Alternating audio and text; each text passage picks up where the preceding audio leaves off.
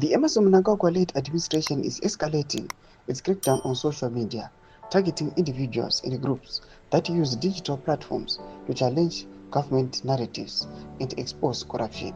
Sanapina mashuka tinoti aiwa government yava after vakomana vari kugadzira zvimafake accounts nezvimaghost vachiexposa information in the ruling party kana kufambisa nhema panapa hanzi vakomana yavo panguva ino we are warned. Sanapina mashuka budanyorwa panapa kuti subscribe or like otombepela kuti munozimba yanoita mberi vachiti. Speaking at a minister meet the media event last week, Muswere said social media has become a double-edged sword, allowing for engagement while also being misused by activists and critics to undermine government's interests. He described unregulated digital spaces as a breeding group for ghost accounts spreading falsehoods against the state.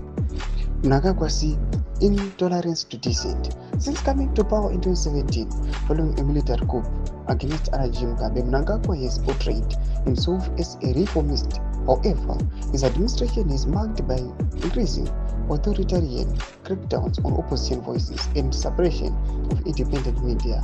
His government has frequently targeted activists, journalists, and opposition politicians under the pretext of maintaining national security.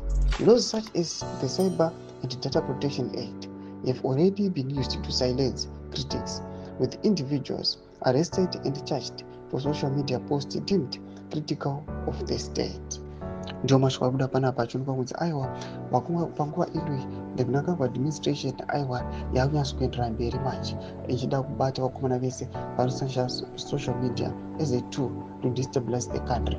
But at the same time tikuona kuti vachitsvaka vanhu ivavo, tikuona kuti vanhu vari kutovhura hombe zvavo imomo munyika medu munomu vanhu varimo muthe ruling party macho. Katazana muchango vacho ndo vari kulikisa zvemaaudio vachikonzeresa masplits vachitoataka even the leadership yenyika.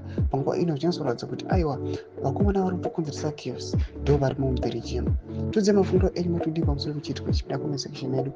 Subscribe or like, turn on the bell icon.